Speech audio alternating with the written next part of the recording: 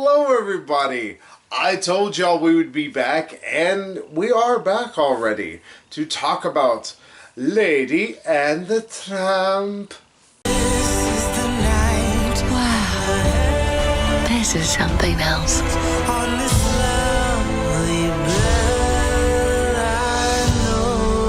I really almost sung that like the Beauty and the Beast song. I noticed. Oh, so a very quick explanation of why we watched this is because it's new.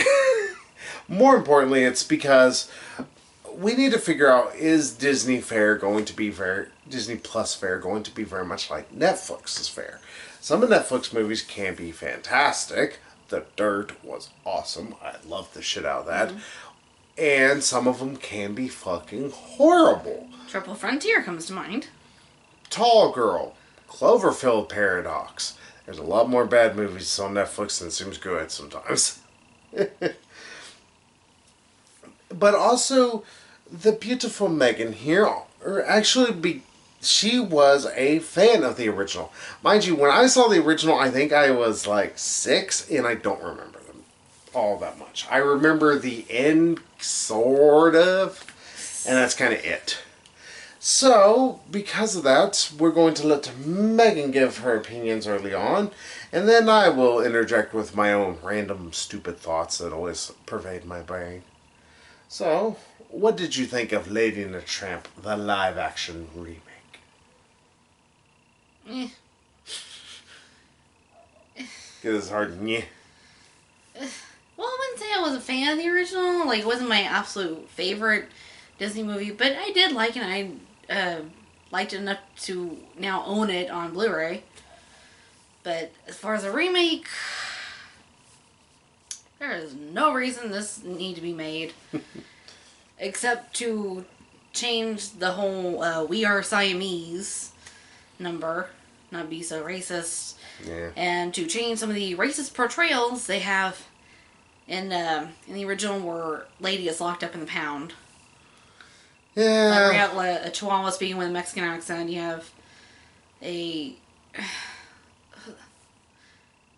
some German dog, not a German Shepherd, like speaking with some German accent or something. A Doberman?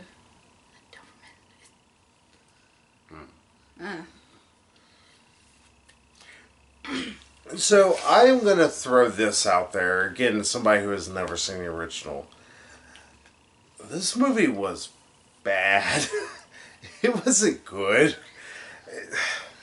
If I can give actually a really good positive, and it's one of the few things I'm going to say. The movie, outside of CGI, like the set decorations, the actual, like, the costumes, everything, look really good. It looks very, for lack of a better way to put it, expensive. It looks really like they spent a pretty good amount of money on it. It's like, oh, okay, so y'all actually are, putting forth some effort into your originals. That's one of the good things I can go ahead and give Disney Plus. It looks like they're willing to give money for something that's only going to be there to try and give people a reason, hey, you want to come join our thing? Because we have this. We've made this. And of course, they're going to put it on DVD eventually. Because why fucking wouldn't they? But outside of that, oh god, this movie's bad. But we need to talk about the elephant in the room. The CGI, I think. Because obviously they're going to actually have the animals talk, because they talked in the original, which is fine. And honestly, we kind of watched Homeward Bound 2 for a little bit before we started doing these reviews. And I was realizing, you know what? I can believe these animals whose mouths are not moving at all talking over the ones in Lady and the Tramp. Sometimes their mouths don't look very good. Lady's mouth always looks a little funky. Like, it just... Because it didn't help that it's a Cocker Spaniel. It's based on, okay, it's fine. But the Cocker Spaniel, its tongue kind of hangs out a little bit. So, constantly, to describe a little bit in computer how it's working, its mouth constantly goes back to that pretty much rest position of the tongue, the mouth slightly open and tongue hanging out. So it always looks off. There is a bulldog. He looks fine whenever he's talking. Voiced by Benedict Wong. Yeah. Okay. Y'all got an English bulldog. And you decided to have Benedict Wong do it? Right, cool. That's fine. I like Benedict Wong. But you can't really tell that it's him. Yeah, because he's doing such a obvious, like, it sounds like somebody trying to do a Cockney accent. Yeah, it's like almost this... It's like a stereotype British accent. Yeah, it's like... Hello, governor. Yeah, slightly British, but also sound like the guy, like jowls, like bulldogs have, and... Mm-hmm. And it's like, okay, I appreciate the effort trying to sound like what y'all think this dog would sound like, but... It's like, why get Benedict Wong when it doesn't even sound like him? Yeah, just get Benedict Cumberbatch. I'll probably have him under contract for something. But then also, there is the other dog that's with him. I don't remember her name at all. Well, they don't really give her name, I don't think, in the remake, at least not that I remember. But in the original, her name was Peggy. And she's listed as Peg, voiced by Janelle Monáe. Yeah, somehow they made Janelle Monáe sound like she was 85. It was really weird. But hey, whatever. That CGI on her looks decent. But a lot of the other dogs, either you can't tell, like Jock, you cannot tell that her mouth is moving. It's really awkward. And Jock, found that kind of weird they had Jock be a female dog, whereas Jock in the original was a male dog. I will say this much. They did get a Scottish lady to do it, so hey, that's cool. Yeah. I don't know her name. She's Ashley Jensen. Yeah, and Sam Elliott is Trusty. Like his old hound dog, just kind of... Yeah. Like, it's kind of slow, almost kind of southern drawl. Just, it's like, yeah, that actually kind of fits a hound dog. Yeah, though they give him lame lines throughout most of it. Well, they don't really give him much to do. It's like, what are y'all paying him by the word? Like, what the hell? If I was Sam Elliott, I'd get paid by the word. Damn it, this man was the man who killed Hitler and then Bigfoot. Oh, but yeah, but there is one bit of CGI that absolutely is atrocious in the movie, and it's one of the most baffling uses of CGI. Now, of course, they still have to have Lady get in trouble. Oh, and also, real quick, those who are wondering, this falls beat for beat the original. Yeah, a lot of iconic scenes that are recreated, like the spaghetti meatball Bella Notte scene, which is, like, really sweet in the original, but... Here, it's a little goofy. I must say, it's like, seeing it in live action is like, okay, this is actually kind of ridiculous. This is really silly. And I think that's part of the issue that I'm going to get into here in just a little bit. But to talk about the CGI, of course, Lady has to get in trouble at one point to have the aunt want to try and get rid of her, because every human being outside of the pet shop owner and the two guys who own, I think it's called Tony's Restaurant is all it is, the Belladonna scene. Yeah, the Italian restaurant from Bella Notte. Yeah. Beautiful night. Yeah. Those are the only three normal human beings. Jim Darling is a fucking... Jim Deere, whatever. Fuck him. The wife is asshole. Darling. He is an absolute asshole dickhead. Darling is a just stupid person who freaks out over the slightest nothing. There's the dog catcher. They decided to actually give him a bit of a backstory, or not really a backstory, just give him more of a role in this. Like, yeah. And instead, he looks like the kind of guy who eats kids after fucking them. Because, dear God, it's nice to know this guy's a creepazoid. Mm-hmm. It's like, yeah, I think either he eats the dogs after fucking them.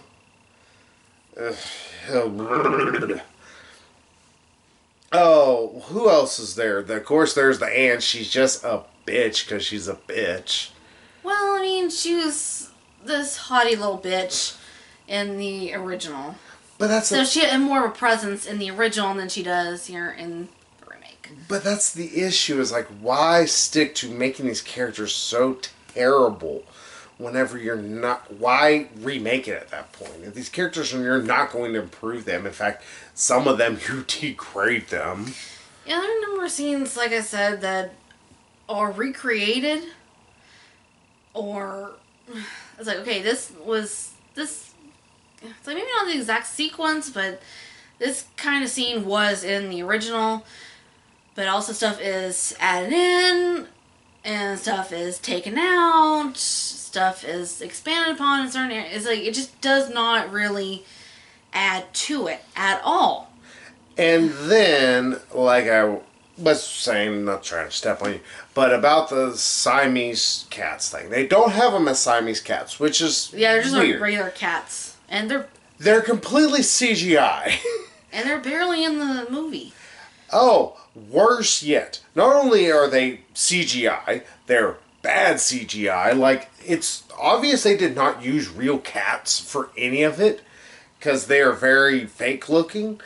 They also have a song, okay, that's cool, and it's kind of like, it's supposed to be like a little jazz number. Yeah. But I couldn't tell you what they said or what they sung. The music got so freaking loud. Yeah, it was over the actual lyrics. Like, I looked at Megan and I was like, is this just me or is this like louder than their actual like words that they're saying?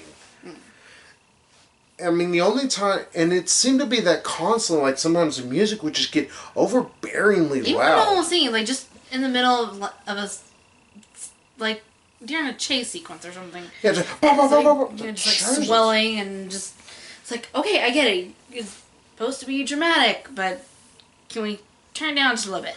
Yeah, it's, the sound is mixed really poorly. Like, it's surprising just how, it's bad that there's so much obviously put together with the production, with the exception of trying to make sure it's mixed well. And this isn't like I'm a big sound file or anything like that. And I mean, I know I have my own sound issues. I know sometimes this thing picks up our fucking voices, and mine sometimes sounds like a big booming ox, like I can be. And sometimes Megan sounds like she's Godzilla. And that's nothing I can do about that sometimes. And I'm like, what the fuck's going on with the sound? But I still will notice, like, okay, let me try and fix this. I will try to fix it, especially when I'm like, okay, I'm a little loud. All right, we should be able to, there we go. Now we can fix this to where both sound good. Megan can be heard. I'm not blaring y'all out. Especially you poor folks who wear headphones. Mm-hmm. But here, it's just so many times, like, constantly the music was, like, overtly loud, where it's like, can you hear that? And it's not like we had the volume at, like, a normal level. Yeah. And then, like, music swells, like, down, down, down, down, down. Yeah, I felt like the guy from the fucking THX commercial. It's like... Oh, yeah, so... not only is the writing poor, and it's kind of can be chalked up a little bit to the original, but also the little additions they do here, just it's not been made better. There's been nothing really added. And it's one of the things that people really, they want to beat the piss out of Beauty and the Beast over. The 2017 remake. Was 2017? Yeah. Yeah. Like, people really Good want year for movies. middling at times, because some of them were just fucking horrendous. Do I need to remind you about what happened in the last few months of 2017? But they really want to say, oh, it's just the same as the original. There was a lot of very iconic stuff that it did well, but a lot of the in-between things, it helped to improve on. The dialogue was actually slightly improved. It didn't feel like they were talking like faux jive or like that, oh, what's that Emily Dickinson show that's on fucking Apple TV that, God, Yeah, that Haley Stanfield. Yeah, I cannot tell you how much that pisses me off. I was like, please, can we make that not be a thing? Ugh. But it's like, it still feels like the dialogue is at least updated enough, and some things are added in enough to where it's like, okay, these people are talking like normal human beings would talk.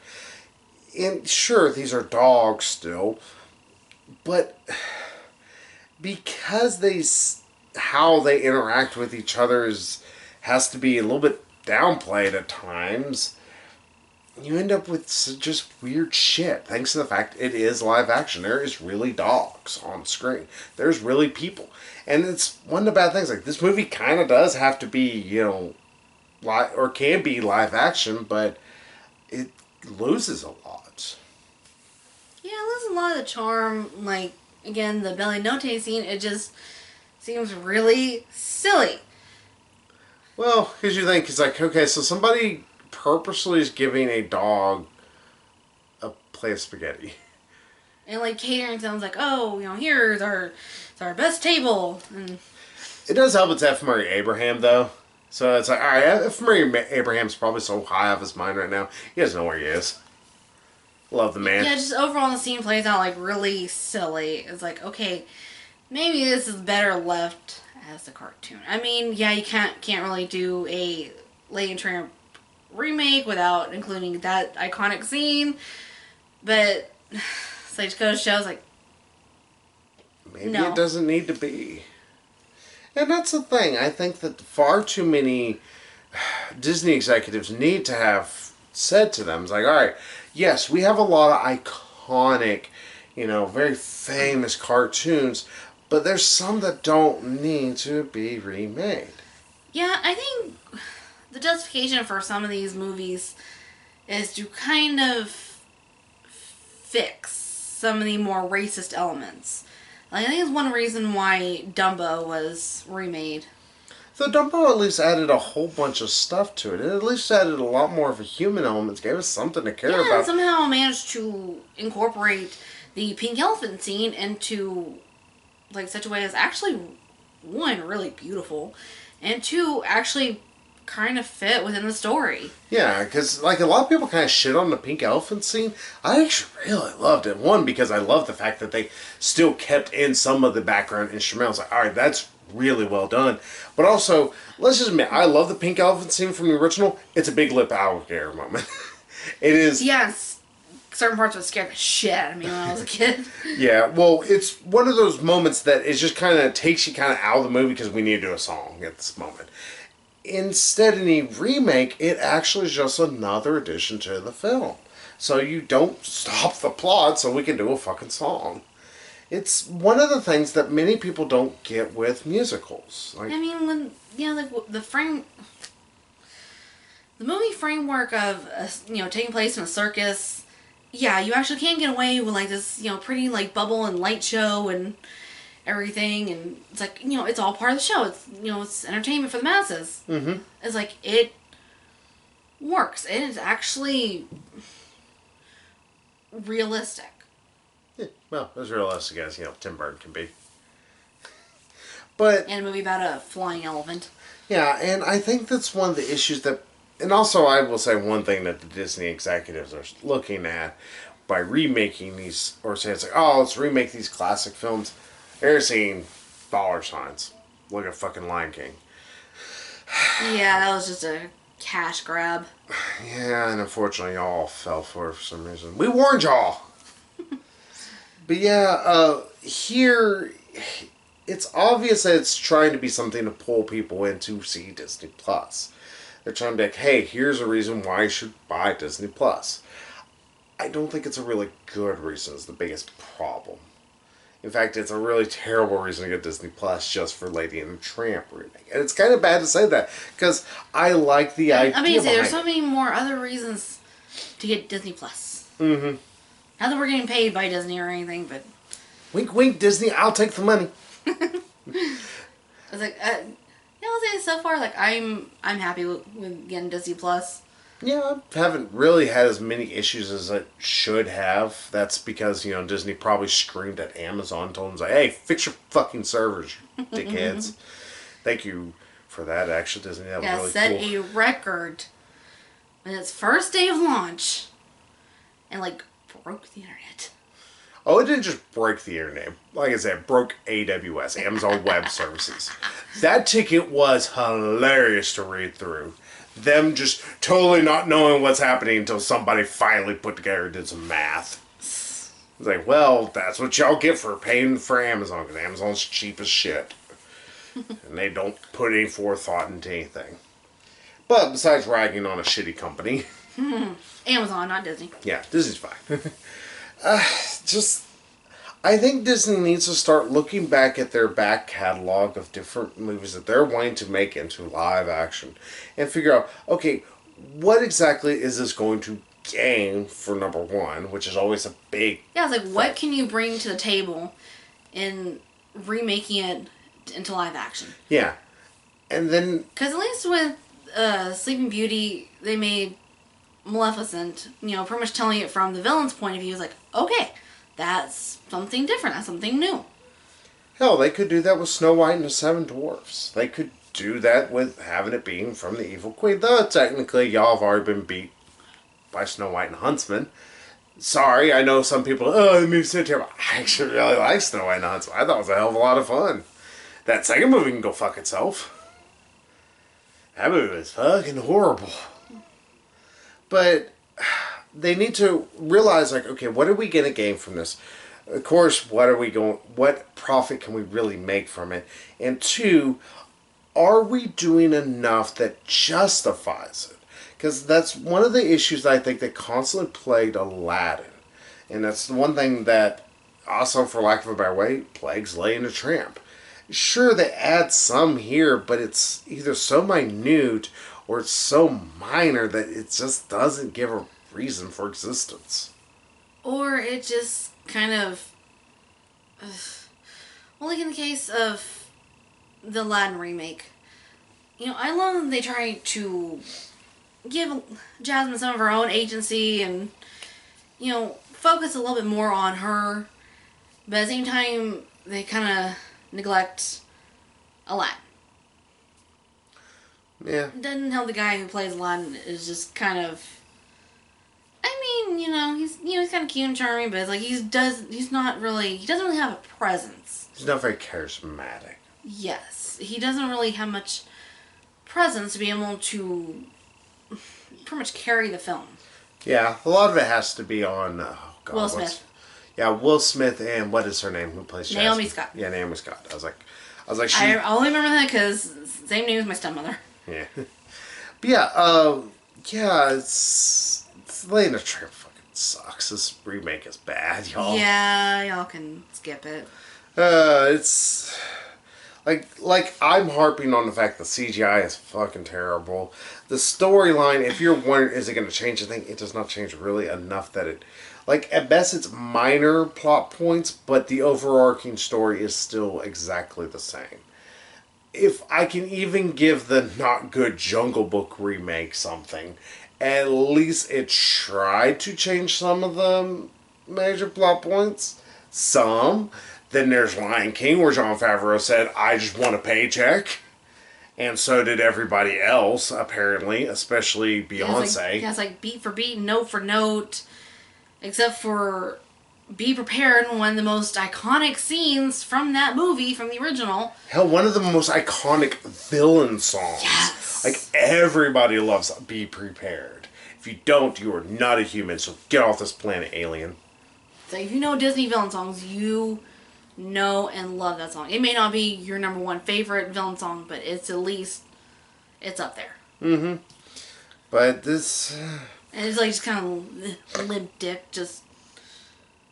Though, I actually really hope that Disney doesn't get completely cold feet from the best way to put it, lukewarm reaction this has been getting. That we get a Hunchback of Notre Dame with a little bit less gargoyles in it. I'd fucking pay for that. I would say, yeah, go see it. Well, it wouldn't be a problem with gargoyles if they just weren't so silly. Well, there's only so much, not like they're going to have Goliath up there. Though that actually would totally bridge together so much stuff. And yeah, it would... that's actually a good reason to get Disney Plus. Gargoyles, love that show. All 3 seasons are on there. All 4 or 5 seasons of X-Men are on there. That's much better than Gargoyles. Kiss my ass. So you bite your damn tongue. So, any more you want to say about Lady and the Tramp? Because we won't want to talk about anything else other than this piss poor remake. Yeah, and the hour grows late. So, what would you give Lady and the Tramp as an overall score? At least for this movie. I don't know that I can give it a score. I mean, it's just so... No, like, it had its moments, few and far between though they were. I'm at 2. That may be being generous, but... I hate to sound like a broken record because I've given the score quite a bit this year, it feels like. It's a 1. It's a bad remake. I can't say that it's another cash grab like The Lion King was. So it has that kind of going for it. But on top of everything, it still has some of the nagging issues that Lion King has. The photorealism, or in the fact this case they use actual live dogs, it hurts it a lot because when it goes to CGI with lady as a puppy, so adorable. But there's moments where just the CGI just looks fucking horrendous, and whenever they have to depend completely on CGI, it's obvious this got rushed out to meet Disney Plus's launch.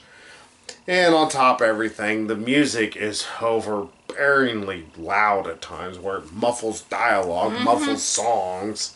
Hell, Peg, or was her name Peg? The one Janelle Monáe character? Yeah, Peg. Yeah, Peg. Her song, it kind of comes out of nowhere, and it's one that's like, all right, well, why not? Why is there only 2 songs? Well, because He's a Tramp is from the original. They change a lot of lyrics, so it's like, well, what is even the point? Because it's just, it doesn't have the same feel of the original song. And doesn't even have the same purpose of the original song. Yeah. It just, so it's really just lackluster. Like the entirety of Lion King.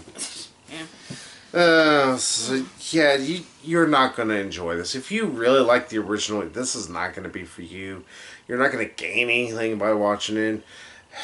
I dare say you might lose a few things that you might like from the original because you realize just how badly written the whole thing is and how kind of boring the movie is. And that's another issue with the movie. Yeah. It's unforgivably dull. You just don't give a shit. Yeah, we're all just sitting there just like, it's like, is this movie over? Like, how much more do we got left? Like, okay. It's only an hour and 44 minutes long, too. It feels every second of it, too. Yes, it feels so much longer than that. It's like, oh my god, just end! Yeah. But hey, that's Lady and the Tramp. Miss it. Go watch anything else. There's a plethora of different choices. Go watch the original if you're just that itching to want to see it's Lady on and the Disney Tramp. Plus. Yeah, it's on there right now. You have better ways to waste your time. This is not one of them. But hey, that's our feelings on Lady and the Tramp. And we will get back with y'all, though, next week with a movie that was supposed to be our saving grace in August or September. But fuck us, I guess. It was September was when it was supposed to come out because it got pushed back for 2 months. And Yeah, because I didn't want to go up against Joker and Don't I Man, especially Joker. It's like, fuck Joker. I'd rather see this movie that we're about to see over Joker. yeah, so we'll get back with y'all next week to let you know how Chadwick Boseman does without wearing the Black Panther suit. Because we're going to be watching 21 Bridges. So until then, y'all, see you later. So bye-bye, everybody. Arrivederci.